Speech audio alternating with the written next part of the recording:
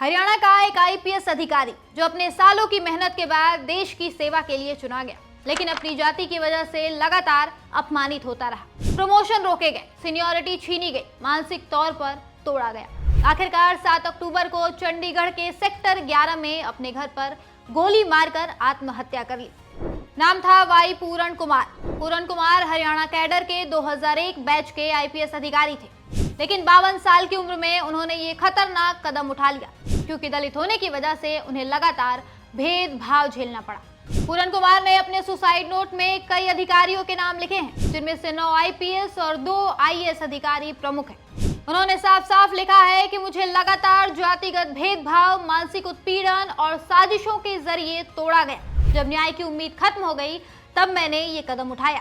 पूरण कुमार ने हरियाणा पुलिस में कई अहम पोस्ट संभाली, Ambala range IGP, Rohtak range IGP, telecom IGP, लेकिन हर कदम पर उन्हें भेदभाव का शिकार होना पड़ा।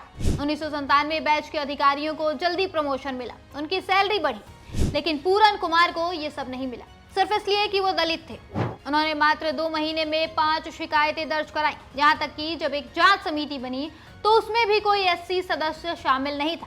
इस पर भी उन्होंने आपत्ति जताई, लेकिन कोई फायदा नहीं हुआ। उनकी आखिरी तैनाती आईजीपी होम गार्ड्स के रूप में की गई, जो कि एक गैर कैडर पद था, जिसे उन्होंने सार्वजनिक अपमान और पद का दुरुपयोग बताया। उन्होंने इसके लिए शिकायत की थी कि आईजीपी रैंक के रिक्त कैडर पद होने के बावजूद उन्हें ये पद सौंपा गया ताकि अपमान और उत्पीड़न किया जा सके। मामला हाईकोर्ट तक पहुंचा, पर कुछ खास नतीजा नहीं निकला।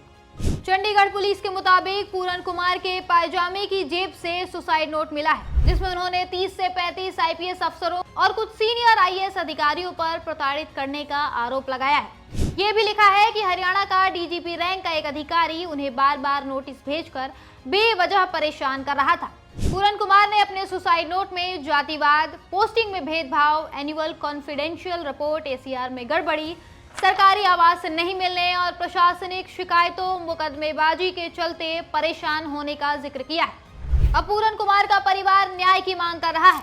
उन्होंने न्याय मिलने तक अंतिम संस्कार करने से भी इनकार कर दिया है। घटना को 60 घंटे से अधिक हो चुके हैं, लेकिन अभी तक पोस्टमार्टम नहीं किया गया। इधर चंडीगढ़ पुलिस ने हरियाणा के डीजीपी शत्रुजीत सिंह कपूर समेत 13 अधिकारियों और पूर्व अधिकारियों के खिलाफ एफआईआर दर्ज कर ली है। ये वही नाम है जिन्हें वाई पूरण कुमार ने अपने सुसाइड नोट में जिम्मेदार ठहराया था। अब सरकार कह रही है कि पूरण कुमार को न्याय मिलेगा, लेकिन सवाल है कि न्याय देने के लिए सरकार ने मौत का इंतजार क्यों किया। मोदी सरकार में दलितों पर अत्याचार लगातार बढ़ते जा रहे हैं। अभी इसी हफ्ते यूपी के रायबरेली में हमने देखा था कि हरिओम नाम के एक दलित युवक को भीड़ ने पीट पीट कर मार डाला। उस भीड़ ने जो खुद को बाबा यानी यूपी के सीएम योगी आदित्यनाथ के समर्थक बता रहे थे। फिर सुप्रीम कोर्ट में दलित सीजेआई बीआर गवई पर एक सनकी वकील ने जूते फेंक दिए, ये कहते हुए कि सनातन का अपमान नहीं सहेंगे। इसके बाद राइट विंग ग्रुप्स ने इस घटना पर खूब खुशी मनाई। अजीत भारती जैसे भाजपा के पालतुओं ने लोगों को और भड़काया, और जब पुलिस उसे सवाल करने के लिए लेकर गई तो उसे छुड़ाने के लिए बीजेपी ने अपना प्रवक्ता भेज दिया। और अब पूरी की पूरी बीजेपी और आरएसएस ने इस घटना पर चुप्पी साध ली है। सोचिए, ये किस तरह का अमृत काल है जहां दलितों पर लगातार अत्याचार हो रहा है, उनके साथ भेदभाव किया जा रहा है, उन्हें मारा जा रहा है, और मोदी सरकार चुप्पी साधे बस तमाशा देख रही है।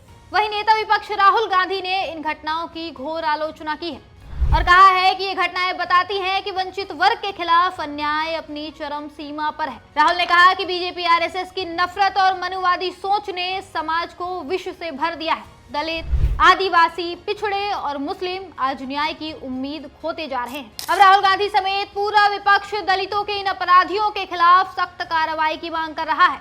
अब देखना होगा न्याय मिलता भी है या नहीं।